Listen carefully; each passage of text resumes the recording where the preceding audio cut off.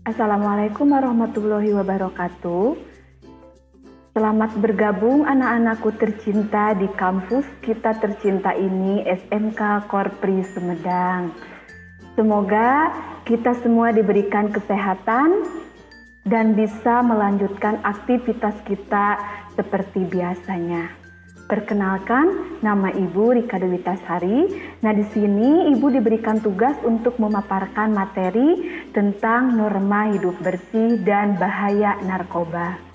Tentunya kalian semua sudah pernah mendengar apa itu hidup bersih, apa itu narkoba. Tentunya sangat berkaitan dengan kehidupan kita sehari-hari.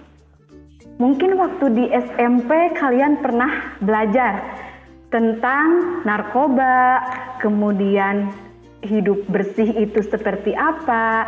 Nah, di sini Ibu akan memaparkan sedikit materi atau mengulas ya materi mungkin yang pernah kalian dengar pada saat kalian bersekolah di SMP.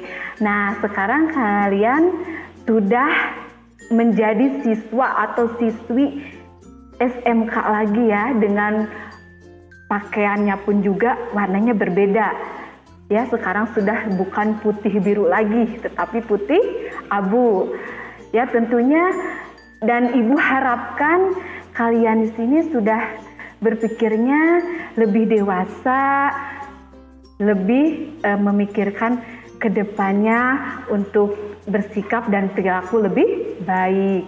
Nah, untuk itu marilah kalian mendengarkan apa yang akan Ibu paparkan di sini.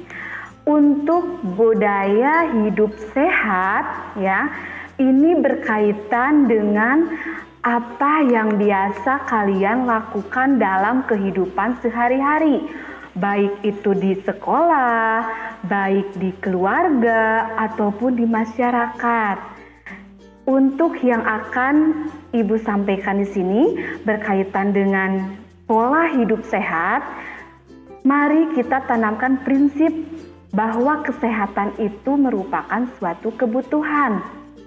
Ya, kebutuhan. Kebutuhan itu sehingga kita itu akan termotivasi untuk mencapainya dan melakukannya. Karena kesehatan itu sudah menjadi kebutuhan buat kita.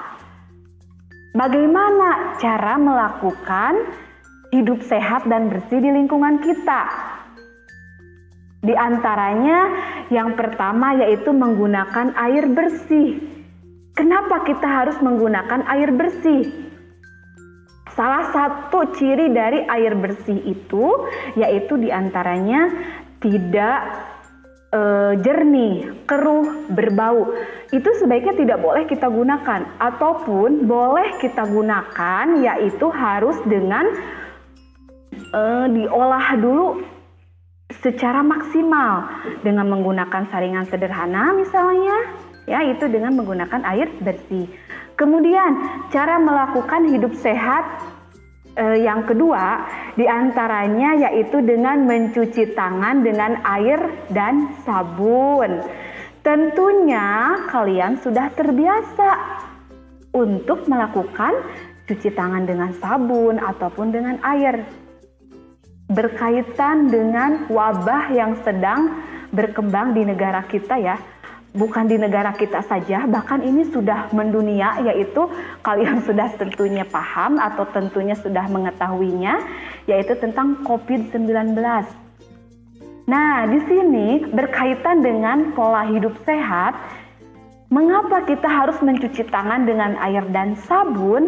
Berkaitan dengan materi yang akan Ibu sampaikan di sini, kemudian dengan wabah suatu penyakit yang sedang ada di negara kita ini, tentunya ada protokol kesehatannya, yaitu diantaranya sesering mungkin kita harus mencuci tangan dengan sabun. Yang pertama, karena tangan ini semua aktivitasnya itu salah satunya itu dilakukan oleh tangan. Ya, biar kita terhindar dari suatu penyakit, tidak gampang terkontaminasi oleh bakteri, oleh virus. Nah, itu kita harus melakukan sesering mungkin untuk melakukan cuci tangan. yaitu diantaranya dengan menggunakan sabun dan air. Kenapa harus dengan menggunakan sabun? Karena di dalam sabun tersebut mungkin sudah mengandung bahan yang bisa mematikan virus ataupun bakteri tersebut. Nah itu ya anak-anakku. Kemudian yang selanjutnya boleh menggunakan jamban yang bersih. Diusahakan kita itu menggunakan jamban. Jamban itu toilet ya ataupun WC. Nah WC yang kita gunakan atau toilet yang kita gunakan ini harus terhindar dari berbagai macam sumber penyakit. Karena salah satu dari sumber penyakit itu diantaranya yaitu tadi WC atau jamban yang kurang sehat atau kurang bersih. Penyakit yang salah satunya bisa disebabkan dari kotoran ya, dari kotoran manusia karena berada di WC itu diantaranya ada tipes, kolera, cacing, ya bahkan itu bisa menyebabkan penyakit yang menular. Karena secara langsung kotoran ini dapat terkontaminasi atau mengkontaminasi makanan, minuman, bahkan sumber air, tanah dan sebagainya. Kemudian setelah itu kalian diupayakan makan buah dan sayur setiap hari. Makan buah dan sayur setiap hari atau makan gizi lengkap ya, itu akan memenuhi kebutuhan gizi kita. Ya, gizi kita akan terpenuhi dengan memakan buah dan sayur yang sangat lengkap atau setiap hari. Ya diusahakan maksimal kita makan 4 sehat 5 sempurna. Bukan berarti harus daging ataupun ikan-ikanan setiap hari. Tidak seperti itu. Diupayakan kita mengkonsumsi makanan yang sehat, yaitu diantaranya mengkonsumsi buah dan sayur setiap hari. Kemudian ada juga melakukan aktivitas fisik setiap hari. Di antaranya seperti apa Bu aktivitas fisiknya? Aktivitas fisiknya misalnya kita olahraga setiap hari itu bukan berarti kardionya itu kita olah ya secara terus menerus atau langsung ke olahraga secara berat, bukan seperti itu. Aktivitas fisik setiap hari itu boleh dengan berjalan kaki atau membantu orang tua kita di rumah.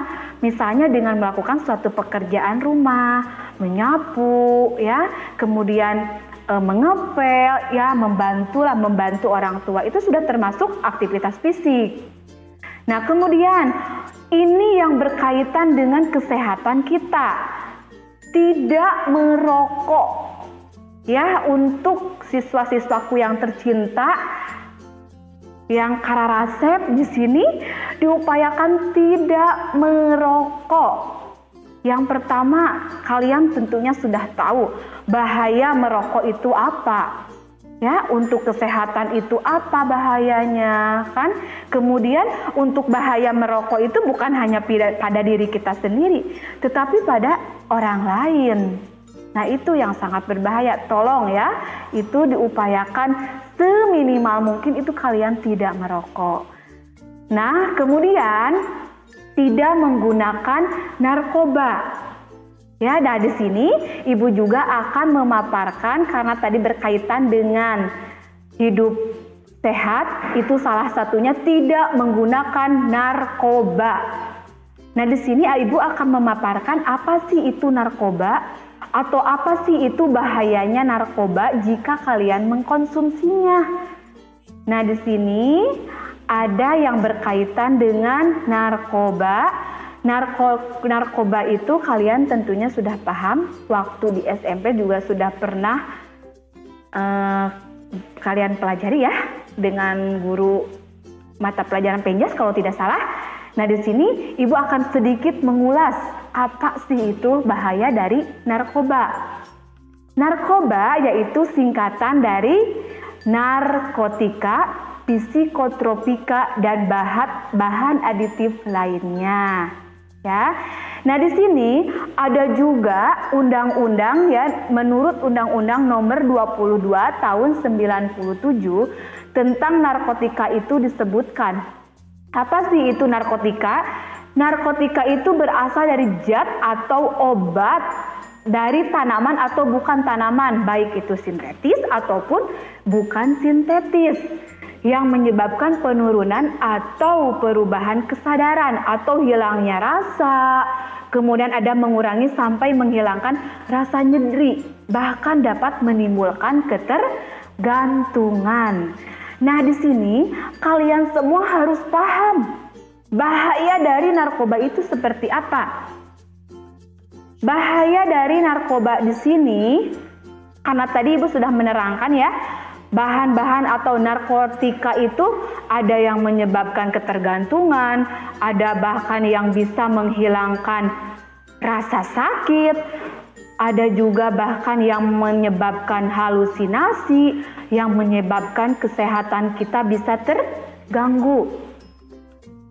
Nah, di sini bahaya narkoba sebetulnya psikotropika di sini ataupun narkotika di sini ada yang bisa dikonsumsi, ada yang tidak bisa dikonsumsi.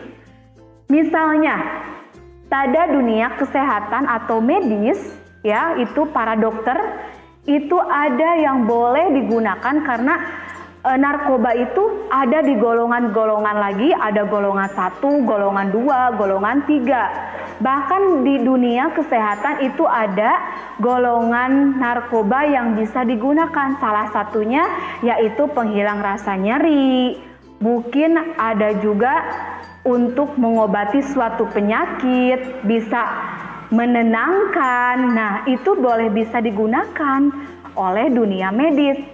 Tetapi itu harus sesuai dengan anjuran dokter. Tidak boleh kita menggunakannya sembarangan. Oh, misalnya mentang-mentang, oh ini ternyata efek obat ini yang sudah dokter gunakan untuk saya, pengobatan saya ini merasa tubuh kita itu enak. Itu tidak boleh digunakan tanpa sembarangan, tanpa resep dokter. Nah, itu salah satunya narkoba yang boleh kita gunakan. Tetapi banyak di sini, banyak halnya manusia yang tidak bertanggung jawab melakukan atau mengkonsumsi narkoba itu tanpa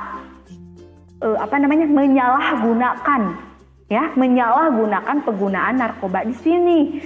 Yaitu dampak dari penggunaan narkoba di sini yang pertama itu jangan sekalian kalian semua itu menggunakan narkoba dengan salah menggunakan narkoba tersebut. Yaitu diantaranya bahayanya, diantara yang pertama bisa yaitu dampaknya fisik. Fisik yaitu mengakibatkan saraf kita menjadi rusak, kemudian jantung, kemudian juga menyebar ke pembuluh-pembuluh darah, bahkan ke paru-paru, bahkan juga ke hormon reproduksi. Itu sangat-sangat berbahaya buat fisik kita. Ya, jadi makanya tolong diperhatikan, ini dampak fisiknya itu sangat berbahaya, bahkan mungkin bisa menyebabkan seperti penyakit tertular, yaitu kayak HIV, AIDS, itu kan salah satunya bisa berdampak seperti itu. Kemudian dampak psikisnya, karena mungkinnya seseorang sudah terlalu ketergantungan sama obat tersebut, itu bisa menyebabkan hilangnya kepercayaan diri kita. Kemudian bisa menghayal, penuh rasa curiga, ataupun konsentrasi kita bisa buyar karena tidak mengkonsumsi obat tersebut. Ya, itu bahaya psikisnya. Kemudian dampak sosial bahaya narkoba tersebut yaitu diantaranya mungkin bisa gangguan mental, ya, kemudian juga menjadi terganggu, kemudian masa depannya itu akan suram karena mereka itu sudah salah atau salah menggunakan narkoba tersebut. Nah, makanya itu Ibu himbau untuk para siswi-siswa Ibu sekalian yang sangat cintai, mari kita semua dukung pergerakan untuk mendukung atau memberikan motivasi untuk yang menyalahgunakan narkoba untuk bisa berhenti, untuk bisa stop, jangan menggunakan narkoba lagi. Karena bahaya narkoba itu tidak untuk dirinya sendiri tetapi untuk orang lain. Nah, sekian mungkin yang akan Ibu paparkan di sini. Cukup sekian dan terima kasih. Selamat bergabung dan nanti kita bertemu lagi di lain kesempatan.